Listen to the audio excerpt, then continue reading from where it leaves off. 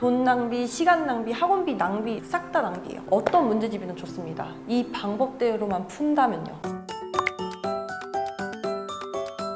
수학은 아무리 해도 성적이 안 오른다. 근데 제가 수학과학 학원을 20대 때부터 운영을 좀 해왔고 지금 학군지인 서초, 마포 학원가에서 학원 2개를 운영하고 학생 수 400명인 원정 학원 대표잖아요. 수학은 잘 안 오르는 게 아니에요. 오히려 제대로 공부만 하면 성적이 바로 오르는 과목이에요. 그러면 왜 수학이 잘 안 오른다라고 이야기를 하냐? 이게 왜 그러냐면 대부분의 학생들이 수학은 일단 풀고 채점하고 해설지 보고 다시 풀고 모르면 질문하고 끝 이렇게 하고 넘어가거든요. 돈 낭비, 시간 낭비, 학원비 낭비 싹 다 낭비예요. 그럼 어떻게 공부해야지 바로 성적이 오르나요? 바로 수학 문제집 활용을 제대로 하면 됩니다. 제가 단언하건대 이렇게 따라하면 4, 5등급인 친구들도 바로 1, 2등급으로 올라갈 수 있습니다. 제가 사례 하나 말씀드리면 4등급 봤던 친구예요. 근데 이 친구가 나 이렇게 공부하면 안 되겠다 라고 해서 수학 문제집을 거의 뜯어다시피 공부를 했었거든요. 이 친구는 중앙대 의대까지 합격을 했어요.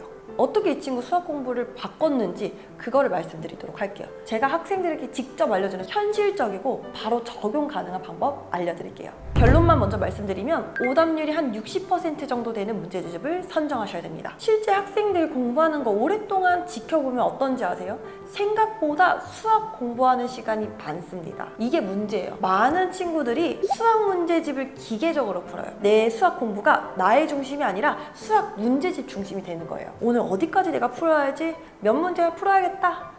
오늘 내가 수학 공부 한 몇 시간 해야겠다 이런 식으로 계획 세우고 문제를 푸는데 이게 문제는 주객 전도가 됐다는 거예요. 본인이 공부해서 푸는 건데 문제 수라든지 페이지 수라든지 이렇게 정하고 문제 풀면 안 된단 말이야. 이거는 수학 문제집 중심으로 내가 문제를 푸는 거예요. 아마 이런 친구들이 거의 다일 거예요. 그러다 보니까 시간 투자 대비 성적이 안 나와요. 이런 친구들의 문제집을 보면 책을 피면 한 15문제 중에 한 문제 틀릴까? 이런 문제집을 계속 풀고 있어요. 정답률 한 90%? 이거는 주객 전도가 되는 거예요. 실제로 내가 수학 성적이 오르고 싶어? 그러면 내가 좀 못하는, 내가 좀 어려워하는 그런 문제들을 계속 트라이하면서 문제를 풀어야 되는데 그냥 문제집을 다 끝내겠다라고 하니까 아는 문제 계속 풀고 있는 거예요. 생각해보세요. 아는 문제 계속 맞추면 성적이 오르나요? 고등학교 2학년 친구들이 중학교 2학년 문제, 아는 문제 계속 푼다고 고등학교 2학년 성적 올라요? 안 오른단 말이에요. 그래서 우리는 수학 문제집에 도움을 받아 내 실력이 오르는 데 집중을 하셔야 됩니다. 실제로 아는 문제 계속 풀면 4등급, 5등급 받는 그 문제들만 맞추고 어려운 문제들 조금 더 노력해야지 맞출 수 있는 그런 문제들은 다 놓치고 있는 거예요. 실제 성적이 많이 오른 친구들은 기본적으로 유형서로 이런 유형을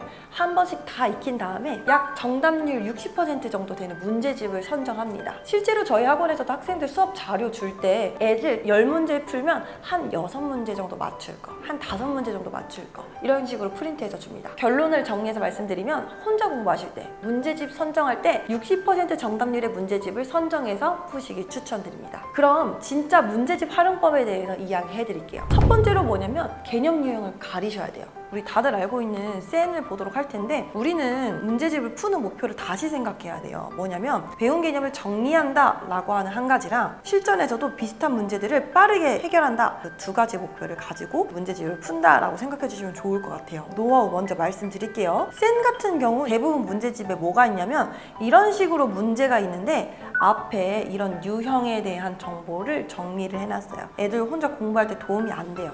왜냐하면 이 문제를 볼 때 어떤 거로 문제를 풀어야지 라고 하는 그 풀이를 내가 스스로 꺼내와야 되는데 이미 이거 꺼내서 이걸로 써 라고 적혀져 있단 말이야. 그래서 여기 있는 유형 있죠? 이런 거를 최대한 처음에 이런 식으로 가려요. 안 보이게. 그런 다음에 문제를 보는 거예요.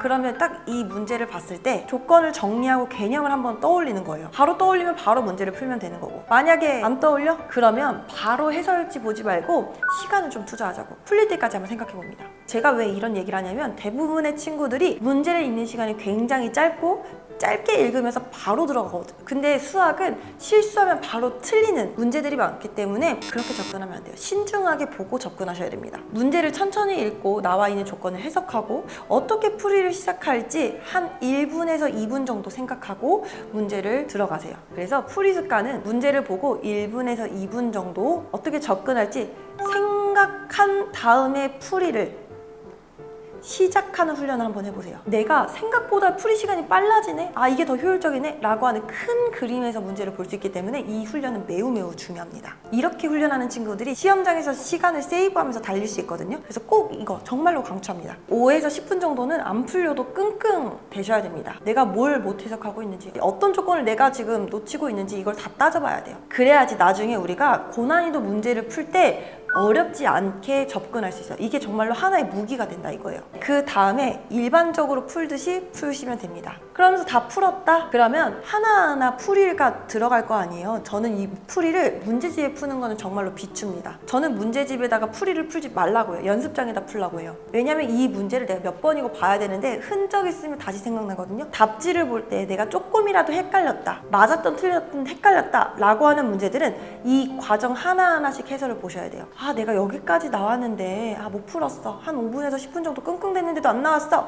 라고 하면 해설지에다가 체크를 하셔야 돼요. 그럼 이 해설지에다가 내가 이걸 놓쳤네 라고 이런 식으로 표시를 해주셔야 됩니다. 실제로 공부 잘하는 친구들은 해설지가 새 거 같지 않아요. 되게 허름합니다. 왜? 그 해설지를 계속 보면서 내가 뭐가 놓쳤는지, 내가 뭐가 틀렸는지를 보고 있기 때문에 그래요. 이렇게까지 하면 이 문제집은 내가 한번 본 거예요. 그러고 끝이 아닙니다. 적어도 3일에서 일주일 뒤에는 내가 틀린 문제, 좀 헷갈린 문제들을 다시 한번 풀어봐야 돼요. 또 틀려도 괜찮아요. 처음 본 거를 한 번에 기억할 수 있는 사람은 아예 없거든요. 틀리면 한 3일에서 5일 뒤에 한번 풀어보고, 또 틀리면 풀어보고, 그 틀린 횟수가 많아질수록 그게 나의 약점이거든. 계속 틀린 문제, 내가 잘 모르는 그런 문제들을 시도하고 접근하셔야 됩니다. 이런 식으로 문제집에 있는 모든 문제들을 풀면 직접 해설할 수 있는 능력이 생기거든요. 수학 문제집을 활용하는 방법은 내가 이 모든 문제들을 직접 해설할 수 있는지, 그걸 목표로 수학 문제집을 푸셔야 되는 거예요. 여기까지가 1회독의 과정이었어요. 이런 식으로 문제집 내 모든 문제를 직접 해결할 수 있으면 네,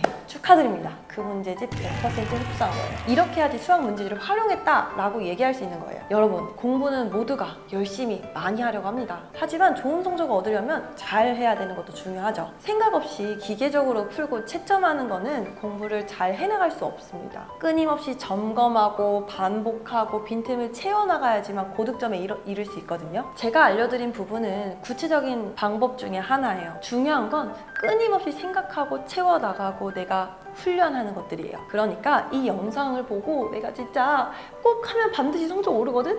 근데 안 할 것 같아서 하는 말이야. 꼭 따라해보고 행동으로 옮기는 그런 분들이 되길 바랄게요. 얼마큼 했는지, 어려운 건 없었는지 점검 꼭 해보시면서 혹시라도 궁금한 거 있거나 좀 이거 해봤는데 좀 어려워 하는 것들 있으면 댓글로 남겨주세요. 힘들게 수학 공부하시는 분들에게 도움 됐으면 좋겠습니다. 보람있는 이과쌤 채널에서는 제가 그래도 수학과 서초, 마포 학생들 400명 정도 운영하는 학원 대표잖아요. 전교권들 공부하는 학습 방법에 대해서 저처럼 따라올 사람 없을 것 같아요. 실제 성적 많이 오른 학생들의 노하우를 제 채널에서 공유하도록 할 테니까 구독, 좋아요 부탁드릴게요. 그럼 영상은 여기까지 하는 걸로 하고 다음에 찾아뵙도록 할게요. 그럼 안녕!